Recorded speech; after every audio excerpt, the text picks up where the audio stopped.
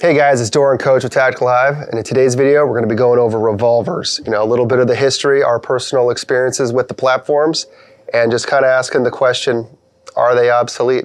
So stay tuned.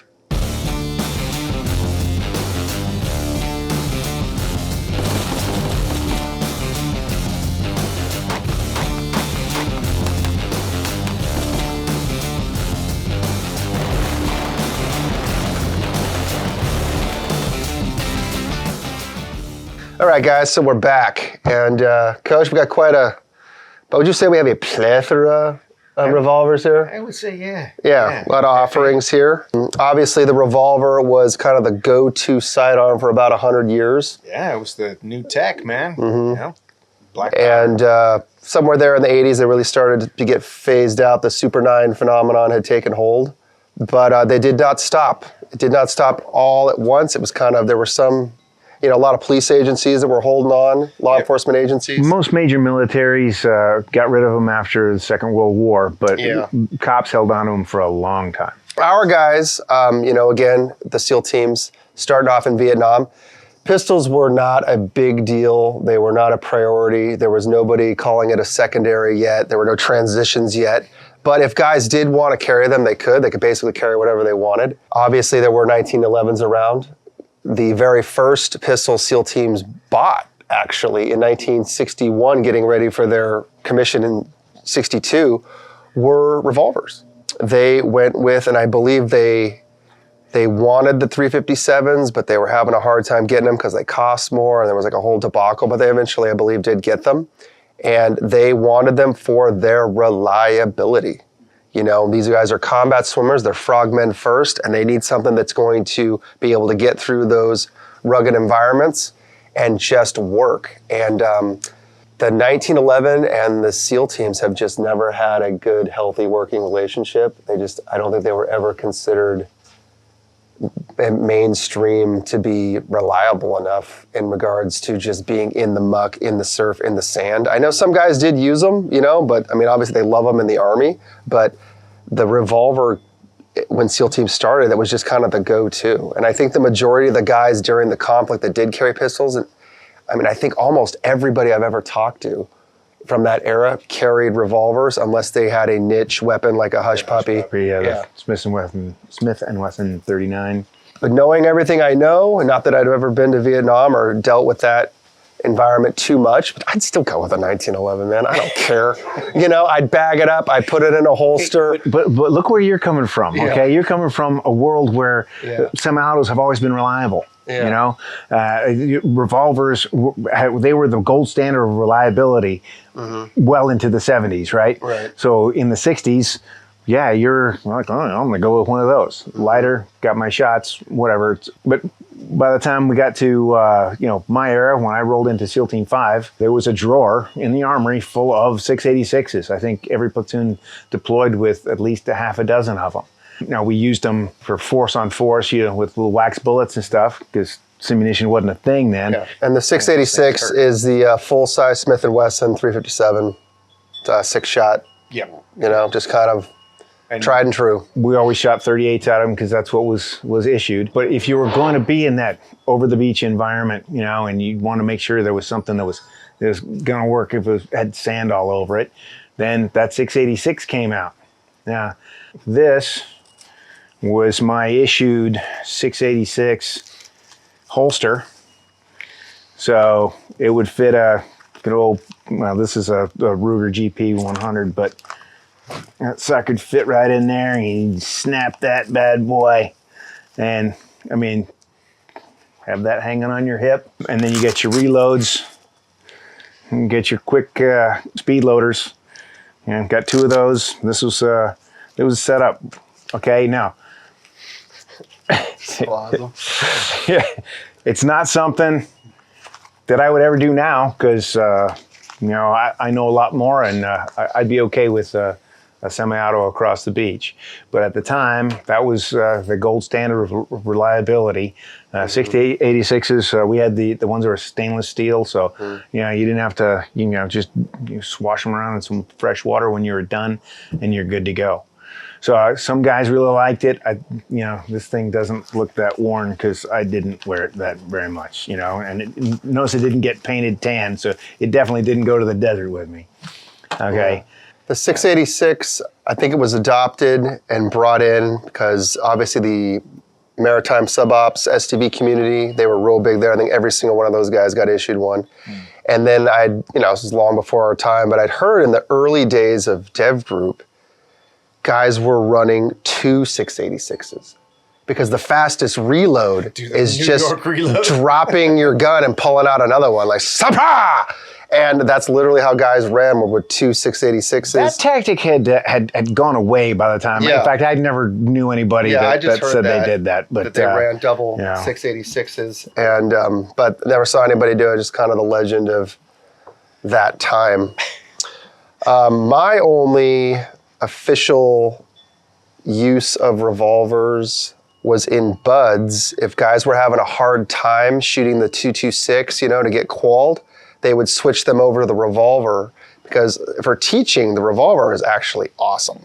You can go ahead and leave empty chambers, only load rounds into certain chambers. That way, if people are having a hard time anticipating the shot, it's all gonna show. It's like a telegraph, basically. And that's what they used it for. They switched guys over to that. And then the double action and single action, it's more exaggerated. This is a big, heavy double action. So if you learn how to master something like this, drop it down a step to like a 226 or something else, and then obviously a striker fire. It's just so much easier.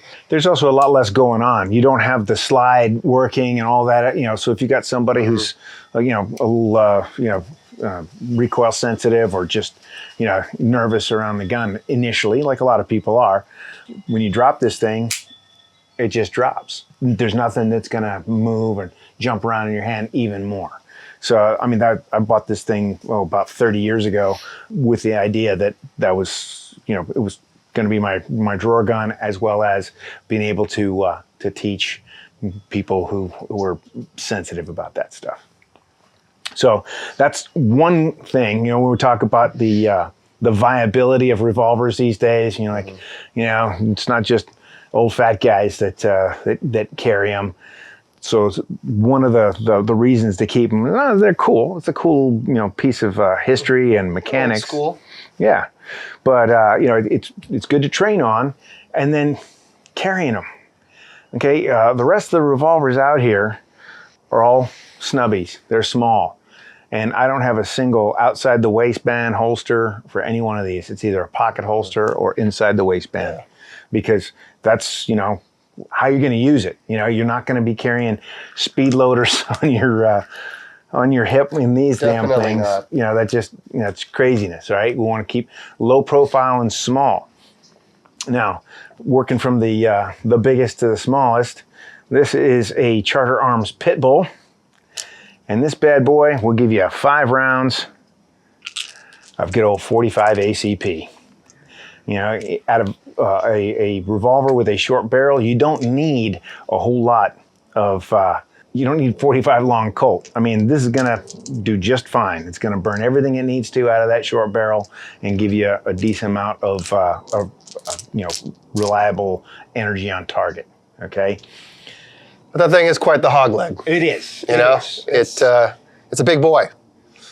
That one doesn't get carried a lot, but it's fun to shoot. It is just a gas.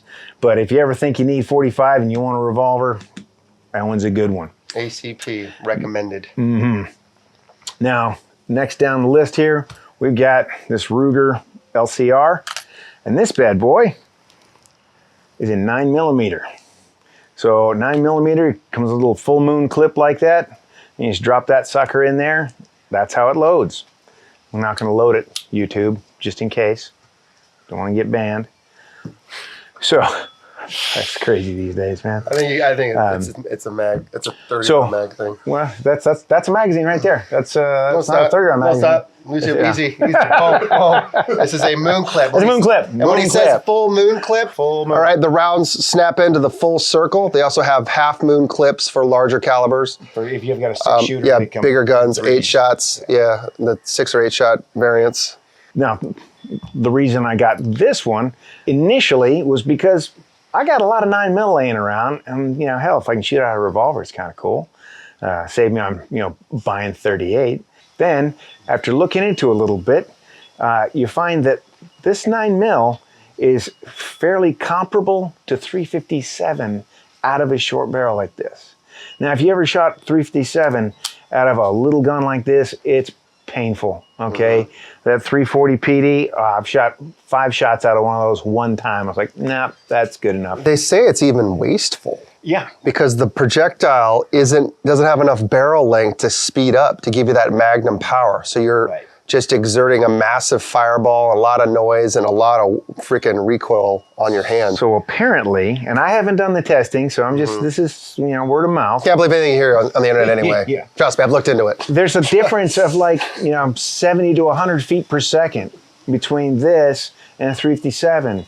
But with this, you're not going to get that big punch into your hand. So the controllability and being able to hit your target is going to be much better, or should be. So that's the Ruger LCR. And here's one of my carry guns that I carry fairly regularly. It's got a little grip adapter in here so I get a nice high grip. Got a little Laser Max flashlight on there, you know, because you always want to have a flashlight. If I have a revolver here that doesn't have a flashlight made for it, I always have a secondary flashlight anyway, because I want to be able to positively ID my target. You gotta do it. Now this one is 38, and I can load it with, got a full moon clip here, 5 shots of 38, drops right in. Also, you get these little, see now this, right around in your pocket, it's kind of bulky, right? So maybe you wouldn't carry that, but this lays nice and flat. And those Neomag guys make this little clip here, it drops right in there, and you can pull it out, and then you're just gonna shove these in and break them off, okay? And you can reload that way. So that's the reload there. So you got 5 in the gun, and then once I'm empty, I can drop this, and then here, I got 4 more in the handle. What? So I can load 4 more, bing, bing, bing, bing. I didn't know those were in there. And then get back to the fight. I'm so glad I get to do these videos, you know? Like, I feel like I don't even know you. What you guys got to check this thing out. It's like you load it like a freaking shotgun. Yeah, it just drops right in there and doesn't add any weight or bulk really. You know, just just sits right there. No wonder that handle's so janky looking. It looks a little janky, that's fine. But it fills the hand, and it's not bad at all. It all makes sense now. So if I just shove this, this one gets shoved in here, gets shoved in my pocket, and now I've got 9 shots, 5 on tap and 4 to back it up, even if I don't have one of these in my pocket. So Which he pretty much always does. pretty much. If I'm carrying a revolver, yeah, that's what you're gonna get. These other 2 are just standard 38s like this one. This one here, I find myself carrying more and more. This one is the Smith & Wesson Model 351 Charlie, and it's a 7 shots of 22 Magnum. Okay.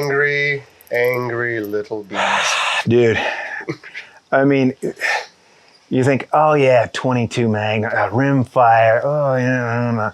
I've never had this thing misfire, and I've shot a bunch through it.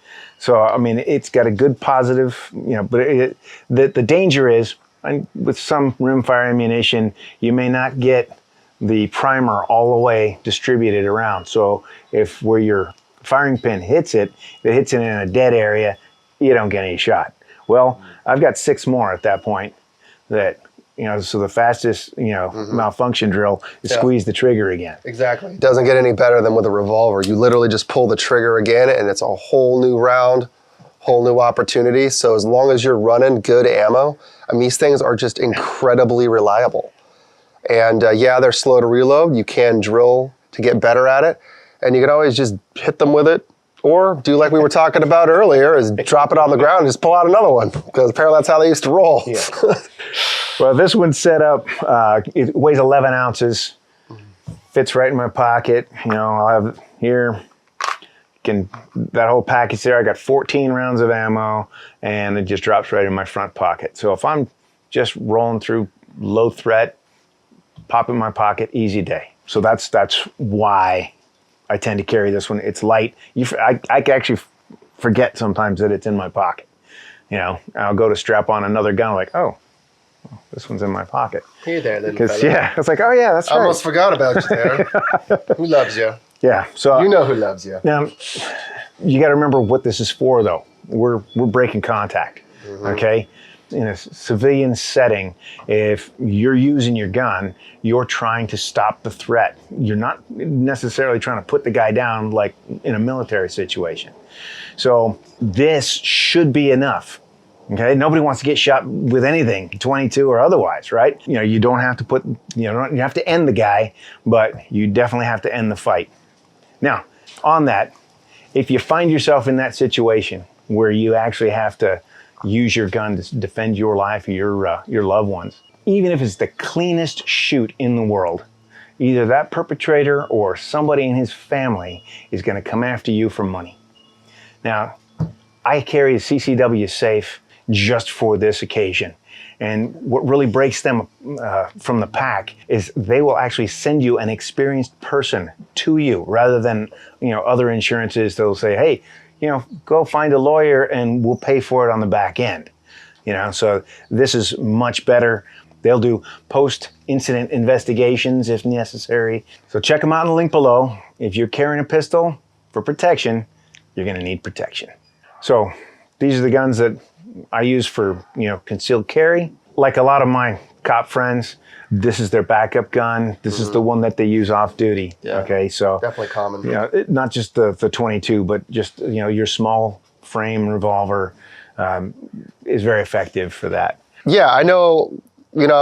Quite a few cops. I've gotten to work with quite a few cops. I have a lot of friends, and man, this is by far like the most common backup gun that I've seen. They're running them on ankles. They're running them just underneath their shirts, like kind of stowed away on their body armor so they can get to it with either hand. And this is kind of that last ditch, second, reserve parachute type, because these things are so incredibly reliable. And I mean, Convenient. They're light.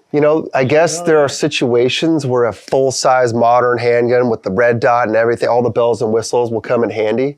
But if you crunch the numbers and really look at it, like, there's not a whole heck of a lot that thing's going to get you, through that one of these wouldn't. Yeah. The gun in your pocket is the one. Yeah, and it's convenient, they're safe, and they're just incredibly reliable. So if you don't have one, you might want to think about trying one out, picking one up. They're not fun to shoot, the little ones. They're designed to be carried, not shot. Bigger ones like this right here, this is the Smith & Wesson 19 and 357.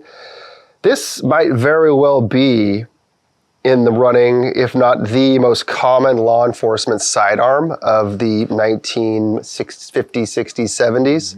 I mean, if you watch anything from that period, they're pretty much all running around with these. Some departments didn't spring for the 357. They went with just the 38. This one obviously will take either. And man, this thing shoots like butter. I absolutely love it. They're fun guns to shoot. And if you're a shooter, we harp on this in our classes, you don't want to get stuck on just that one platform. You are really the weapon system. The guns are just tools. And as long as they work for you, you're going to make it work. You're going to, be successful in those situations, God forbid. So take the time, when you can, and branch out and try out different weapon systems. Even if they're, a little old school, there's a lot to learn from these things, and I highly recommend it. All right, guys. If you like this content, like, subscribe, leave some comments. Dorr and Coach, out. Out.